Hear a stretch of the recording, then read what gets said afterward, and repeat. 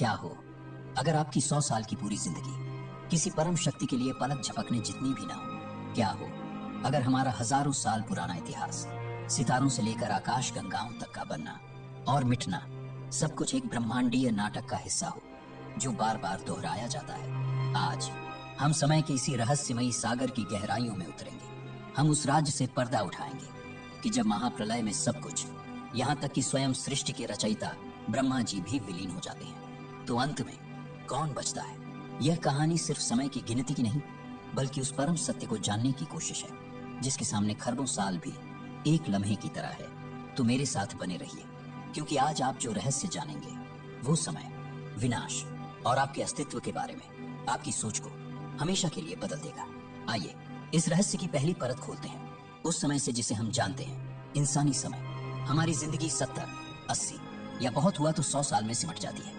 इसी में हमारा जन्म, बचपन, जवानी और बुढ़ापा सब कुछ समा जाता है। हमारे लिए एक सदी का समय भी इतना बड़ा होता है कि इसमें पीढ़ियां बदल जाती हैं, बड़े बड़े साम्राज्य धूल में मिल जाते हैं और दुनिया का नक्शा तक बदल जाता है। हमें अपना हजारों साल पुराना इतिहास एक अनंत कथा जैसा लगता है।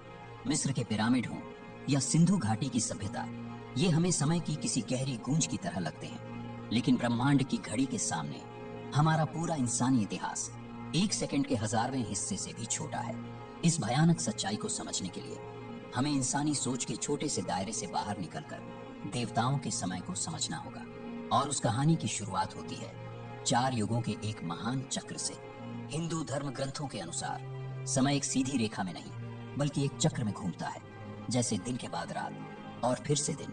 इस सबसे बड़े चक्र को चतुर्युग कहते हैं, जिसमें 4 युग समाये हैं। पहला सतयुग, जो 17,28,000 साल लंबा है। यह स्वर्ण युग है, जब धर्म अपने चारों पैरों पर खड़ा होता है, इंसान नैतिक और पवित्र होते हैं और उनकी आयु हजारों वर्षों की होती है। दूसरा त्रेता युग, जो 12,96,000 साल का है। इसमें धर्म का एक पैर कम हो जाता है, नैतिक गिरावट शुरू होती है और इसी युग में भगवान विष्णु ने श्री राम के रूप में अवतार लिया था। तीसरा द्वापर युग, जिसकी अवधि 8,64,000 साल है। यहाँ धर्म आधा ही रह जाता है, अच्छाई और बुराई की शक्ति लगभग बराबर हो जाती है। इसी युग के अंत में महाभारत का महायुद्ध हुआ और अंत में आता है कलयुग, वह युग जिसमें हम अभी जी रहे हैं। यह सबसे छोटा सिर्फ 4,32,000 साल का है, जिसमें धर्म सिर्फ एक पैर पर खड़ा है, अधर्म, लालच और पाप का बोलबाला है। जब इन चारों युगों को जोड़ दिया जाए तो बनता है एक महायुग, जिसका कुल समय है 43,20,000 मानवीय साल। यह चक्र अनंत काल से चल रहा है। कलयुग के अंत के बाद फिर सतयुग आता है। पर रुकिए, असली ब्रह्मांडीय रहस्य तो अब सामने आएगा। एक महायुग यानी 43,20,000 साल। अब कल्पना कीजिए कि यह चक्र एक बार नहीं, 2 बार नहीं, बल्कि पूरे 1000 बार घूमता है। जब ऐसे 1000 महायुग बीतते हैं, तब जाकर इस ब्रह्मांड के रचयिता भगवान ब्रह्मा का सिर्फ एक दिन पूरा होता है।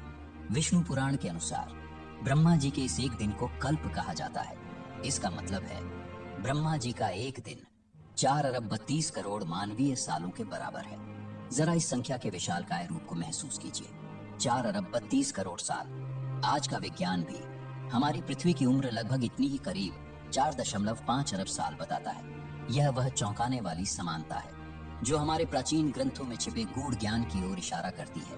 ब्रह्मा जी अपने इसी दिन के दौरान सृष्टि की रचना और देखभाल करते हैं। लेकिन असली सवाल तो यह है कि जब ब्रह्मा जी का यह 4,32,00,000,000 साल लंबा दिन खत्म होता है, तब क्या होता है? तब होती है ब्रह्मा जी की रात, जो उनके दिन जितनी ही लंबी होती है, यानी और 4,32,00,000,000 साल। और जैसे ही ब्रह्मा जी की रात होती है, एक प्रलय आता है, जिसे कहते हैं नैमित्तिक प्रलय। नैमित्तिक प्रलय का अर्थ है आंशिक विनाश।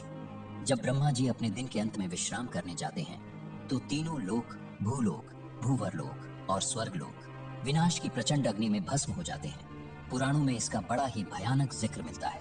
100 साल तक वर्षा नहीं होती, सब कुछ सूख जाता है। फिर सूर्य का ताप इतना बढ़ जाता है कि 7 समुद्र भाप बन जाते हैं और धरती जलकर राख हो जाती है। इसके बाद प्रलय के बादल 100 सालों तक इतनी घनघोर वर्षा करते हैं कि हर ओर सिर्फ पानी ही पानी होता है। इस भयानक अंधकार में और जल में डूबे ब्रह्मांड में सभी जीव, इंसान और देवता नष्ट हो जाते हैं। सिर्फ महरलोक, जनलोक, तपलोक जैसे ऊंचे लोक बचे रहते हैं। और उस गहरे अनंत जल के महासागर के बीच शेषनाग की शैया पर योग निद्रा में लीन होते हैं सृष्टि के पालक भगवान श्री विष्णु। वे शांत भाव से लेटे रहते हैं और उनकी नाभि से निकले कमल पर ब्रह्मा जी सूक्ष्म रूप में अपनी 4 अरब 32 करोड़ साल लंबी रात के गुजरने की प्रतीक्षा करते हैं। जब ब्रह्मा की रात समाप्त होती है वे जागते हैं और श्रीहरि की प्रेरणा से सृष्टि की रचना फिर से वैसी ही करते हैं जैसी वह पहले थी। लेकिन यह भी अंतिम सत्य नहीं है। यह तो सिर्फ ब्रह्मा जी का एक दिन था। उनकी पूरी 100 साल की जिंदगी तो अभी बाकी है। ब्रह्मा की आयु 100 दिव्य वर्षों की है। उनका एक पूरा दिन रात मिलाकर 8.64 अरब मानवीय साल का होता है। जब ऐसे 100 दिव्य वर्ष पूरे हो जाते हैं तब उनकी आयु पूरी होती है। यह समय है 311 खरब 40 अरब मानवीय साल। यह ब्रह्मा का संपूर्ण जीवन काल है। तो क्या होता है जब ब्रह्मा के 100 साल पूरे होते हैं? तब आता है महाप्रलय। यह वह अंतिम और संपूर्ण संहार है जिसे भगवान शिव स्वयं करते हैं। इसे प्राकृत प्रलय भी कहते हैं क्योंकि इसमें सब कुछ अपनी मूल प्रकृति में वापस लौट जाता है। इस महाविनाश में 14 लोक, यहाँ तक कि ब्रह्मा जी का निवास सत्यलोक भी नहीं बचता। ग्रह, नक्षत्र, आकाश गंगाएं, सब कुछ भगवान शिव की इच्छा से अपने मूल तत्वों में विलीन हो जाता है। समय रुक जाता है, स्थान का अस्तित्व मिट जाता है। न देवता, न दानव, न जीव, यहाँ तक कि सृष्टि के रचयिता ब्रह्मा भी अपने स्थूल रूप को त्याग कर परम कारण में विलीन हो जाते हैं। तो फिर वही रहस्यमयी सवाल, अगर ब्रह्मा भी नहीं बचते तो बचता कौन है? यहीं पर हमें समय के उस सबसे विशाल और अकल्पनीय पैमाने का ज्ञान होता है जिसके सामने ब्रह्मा जी की खरबों साल की उम्र भी एक पल समान है। ये चौंकाने वाला रहस्य हमें ब्रह्म वैवर्त पुराण जैसे ग्रंथों में मिलता है। इसके अनुसार ब्रह्मा का 100 वर्षों का पूरा जीवन काल, वो 311 खरब 40 अरब साल, भगवान महाविष्णु के लिए सिर्फ एक पलक झपकने के बराबर है। जी हाँ, सिर्फ एक पलक झपकना। महाप्रलय के बाद जब सब कुछ शून्य हो जाता है तब उस कारण सागर में केवल परम सत्ता ही बचती है। इस परम सत्य का वर्णन श्रीमद् भागवत पुराण में स्वयं भगवान ने ब्रह्मा जी को दिया है। अहिमेवास्मेवाग्रे नान्यत यत् सदसत् परम पश्चादहम यदेतच्च यो वशिष्येत सोऽस्म्यहम्। अर्थात सृष्टि के आरंभ से पहले केवल मैं ही था, मेरे सिवा कुछ भी नहीं था।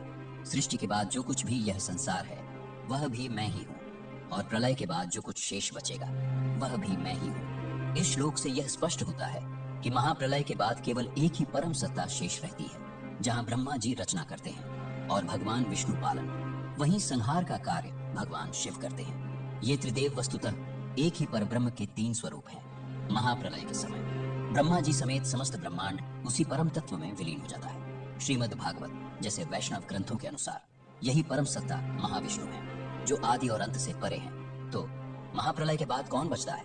उत्तर है वह एक परब्रह्म, वह परम सत्य जो आदि से भी पहले है, अंत के बाद भी रहता है।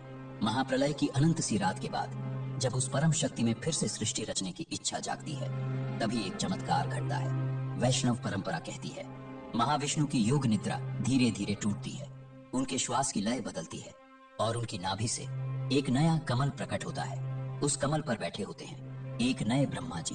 भगवान विष्णु उन्हें एक बार फिर सृष्टि की रचना करने का ज्ञान और शक्ति प्रदान करते हैं और फिर से वही अनंत चक्र शुरू हो जाता है। नए ब्रह्मा जी, नया कल्प, नए युग, नए जीव, एक ऐसा चक्र जिसका सचमुच न कोई आरंभ है न कोई अंत।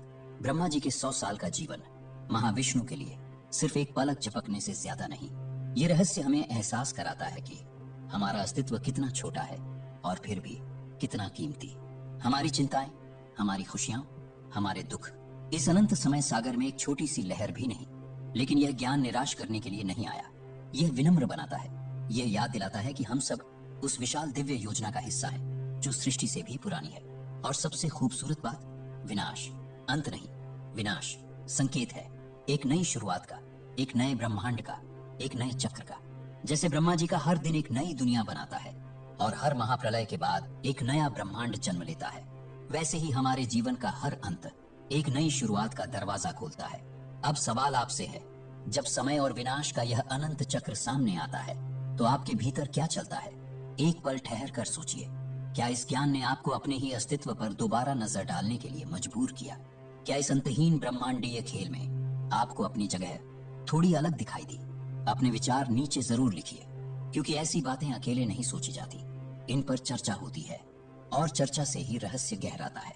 अगर यह यात्रा आपको जरा भी छू गई, अगर इसने आपके मन में जरा सी भी हलचल पैदा की, तो वीडियो को लाइक कीजिए और उन लोगों तक भेजिए जो समय और सृष्टि के रहस्यों से डरते नहीं, बल्कि उन्हें समझना चाहते हैं।